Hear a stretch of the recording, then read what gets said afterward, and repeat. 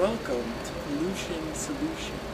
It's a show that focuses on different kinds of pollution all over the world. In today's episode, we're going to be focusing on water pollution in the Long Island Sound.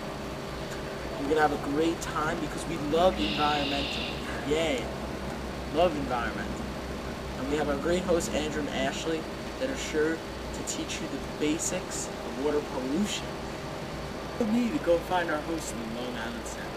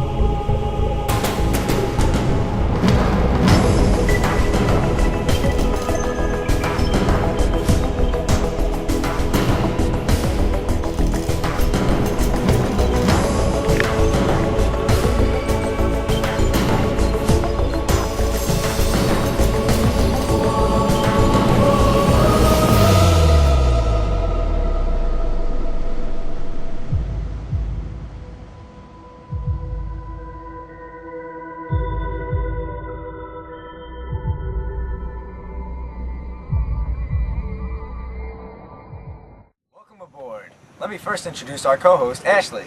Hi, Andrew. It's such a beautiful day out here on the boat. I know, it's eccentric. Okay. I love looking at the water. It's so beautiful. Just like me. But what's all that garbage doing in it? Aw, Ashley, that's not garbage, that's water pollution. But who cares? What are you talking about, Andrew? Andrew, how could you say something like that? Water pollution is a growing problem here in the Sound. I know. Maybe we should take a closer look at this.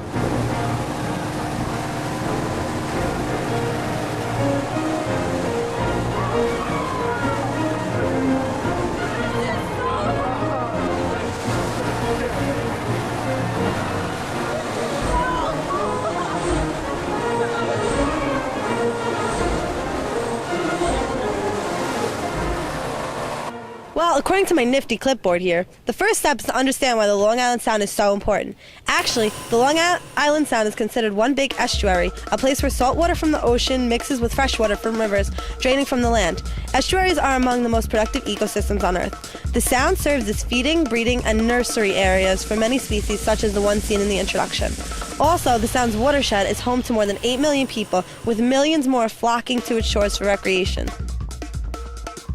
Ferries, ships, and barges transport people and goods into deep water harbors. Commercial and recreational shellfishers use the Sound to harvest fish and other animals of the fish industry, especially oysters and lobsters. Sport fishers seek bluefish, striped bass, winter flounder, fluke, and weakfish.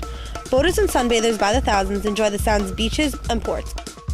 Nature centers offer a variety of educational opportunities to learn about the Sound's ecosystems and its inhabitants. The ability of the Sound to support these diverse uses is dependent on the quality of its waters, living resources, and habitats. These activities in the Sound generate more than $5 billion annually in the regional economy. With the uses it serves and the recreational opportunity it provides, Long Island Sound is among the most important and valuable estuaries in the nation. Wow, I never looked at it that way. I just saw the Sound as a regular 1,320 square mile body of water with 600 miles of coastline and 18 trillion gallons of water. Who would have guessed that the Sound holds more than 120 species of fish, including 21 tropical species that stray here seasonally, and 150 which spawn here annually? I guess it is for these reasons that 20 million people reside along the Sound, and why the body of water is worth about $5.5 billion per year to the local economy. Wow, Andrew, I would have never known any of that. That sure is a great value to us Long Islanders. You might wonder how the Sound is being damaged, because aside from pollution sources, the Sound appears to be pretty clean. Well, according to my studies, the sound isn't in great health anyways. There are 4 main problems with it, one being hypoxia or low dissolved oxygen. The Long Island Sound Comprehensive Conservation and Management Plan, also known as CCMP, identifies low dissolved oxygen or hypoxia as the most serious water quality impairment in the sound. The annual summertime occurrence of hypoxia in the deeper waters of western Long Island Sound reduces the amount of healthy habitat necessary to support fish and shellfish. The CCMP identifies excessive discharges of nitrogen, a nutrient, as the primary cause of hypoxia, and sewage treatment plants as the primary source of this excess nitrogen. To address this problem, the Long Island Sound Study, LISS, is implementing a phased approach to reducing nitrogen loads to the sound from sewage treatment plants, industrial dischargers, and non-point sources. These phased nitrogen reductions, however, may not raise dissolved oxygen to levels necessary to support all life stages of marine organisms in Long Island Sound. Additional measures will likely be required to achieve the state's water quality standards for dissolved oxygen. These measures may include advanced treatment as sewage plants upstream of the Connecticut border, several non-treatment techniques, and reductions in the atmospheric nitrogen loadings. When direct and indirect sources of nitrogen are considered together as a single source, atmospheric nitrogen is probably the second most important cause of hypoxia in Long Island Sound after point source discharges.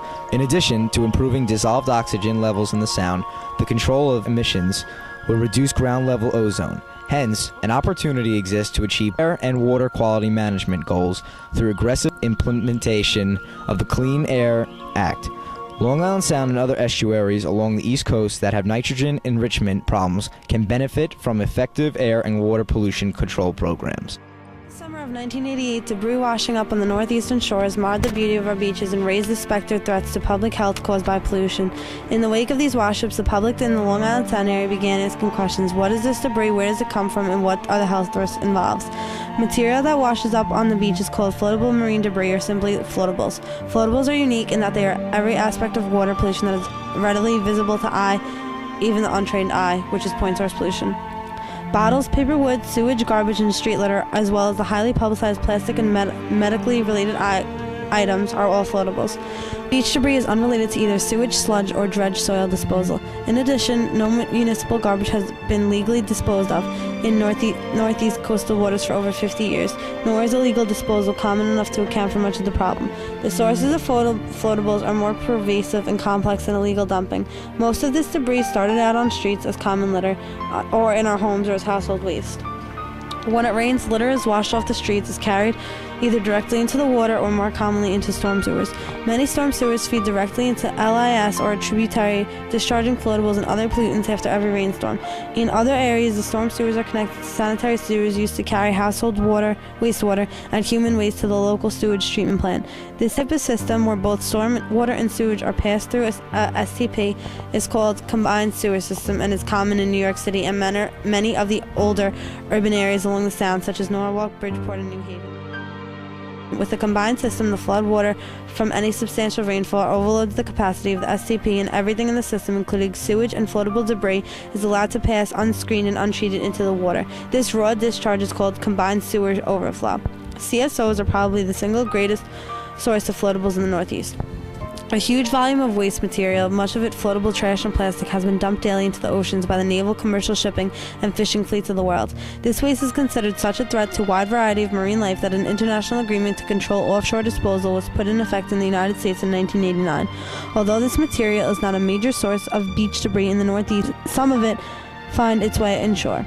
Floatable debris can enter the water through mishandling of solid waste that is being loaded on barges for transport to a landfill. Despite on-site precautions like collection booms and skimmer systems, material can also escape from the landfill itself, particularly during the offloading of garbage from barges. Although marine transfer operations are considered to be a significant source of floatables in the New York, New Jersey harbor area, they are not a major source of floatable to LIS because only in the far western Sound do any waterborne garbage operations occur. What can be done about floatable debris? The one good thing about floatable debris is that the sources of the problem are generally understood, and there are few, if any, scientific mysteries to be deciphered before action can be taken. Unfortunately, floatables will be with us in varying degrees for some time to come. The floatables problem is where the two